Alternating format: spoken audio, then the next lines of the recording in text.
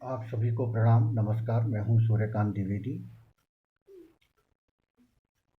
पर्वों की लंबी श्रृंखला के बाद अब अवसर है देवोत्थान एकादशी का अथवा देवउठनी एकादशी का।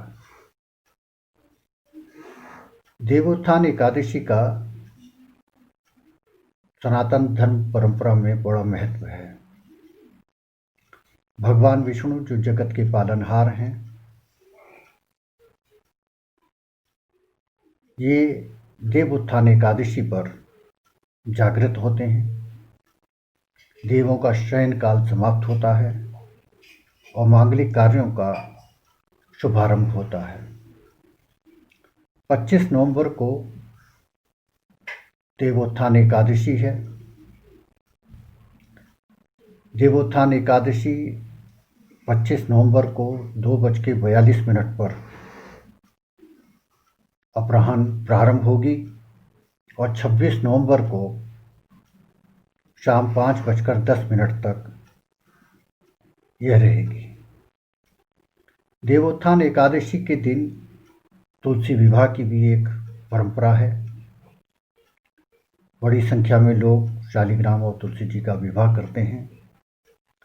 और देवोत्थान एकादशी एक ऐसा अबूझ मुहूर्त होता है जब बड़ी संख्या में शादियां होती हैं। तो यहाँ हम आपको कुछ शादियों के बारे में चर्चा करते हैं। इस बार विवाह के लिए उतने अवसर प्राप्त नहीं होंगे जितना पिछले वर्षों में हमको प्राप्त होते रहे हैं।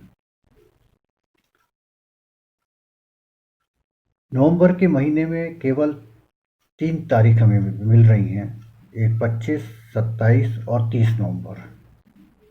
दिसंबर में 6 तारीखें हमको मिलेंगी, 1, 6, 7, 9, 10 और 11 दिसंबर। 11 दिसंबर के बाद कोई भी विवाह का मुहूर्त नहीं है। फिर अप्रैल में जाकर विवाह के मांगलिक कार्य हो सकते हैं। अप्रैल 2021 में 25, 26, 27, 28 और 30 कुल जमा हमको 5 तारीखें विवाह के लिए मिलेंगी। मई के महीने में हमको ज़्यादा अवसर मिलेंगे और 15 तारीखें लगभग हमको विवाह कार्य के लिए मिलेंगी, जिसमें 2, 4, 7, 8, 9, 13, 14, 21, 22, 23, 24, 26, 29, 30, 31।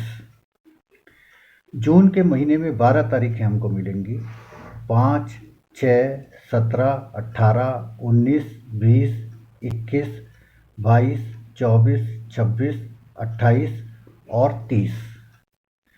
जुलाई के महीने में हमको 1, 2, 3, 7, 15, 18। इस बार कुछ ऐसी परिस्थितियां बन रही हैं जिससे वैवाहिक मुहूर्त जो हैं वो कम है। विवाह के लिए जो 2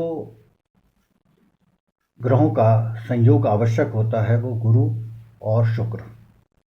गुरु और शुक्र 11 दिसंबर के बाद अस्त हो रहे हैं, इसलिए विवाह नहीं हो पाएंगे। दूसरे कि 15 दिसंबर से 14 जनवरी तक ये मलमास रहेगा, अधिमास रहेगा, पुरुषोत्तम मास रहेगा। इस दौरान भी विवाह नहीं हो पाएंगे। 17 जनवरी से 15 फरवरी तक गुरु अस्त होंगे। इस दौरान भी विवाह कार्य नहीं हो पाएंगे। और 13 फरवरी से लेकर 18 अप्रैल तक शुक्र अस्त रहेंगे, इसलिए भी विवाह कार्य नहीं हो पाएंगे। चूंकि कोरोना काल भी चल रहा है, कुछ अन्य प्रतिबंध भी उस दृष्टि से लगे हुए हैं। इस बार ऐसी परिस्थितियां पैदा हुई हैं कि पुरुषोत्तम मास, गुरु और शुक्र का अस्त होना, इन सब कारणों से विवाह आदि के मंगल कार्य उतनी तारीखों पर नहीं हो पाएंगे जितनी तारीखों पर पहले होते रहे हैं।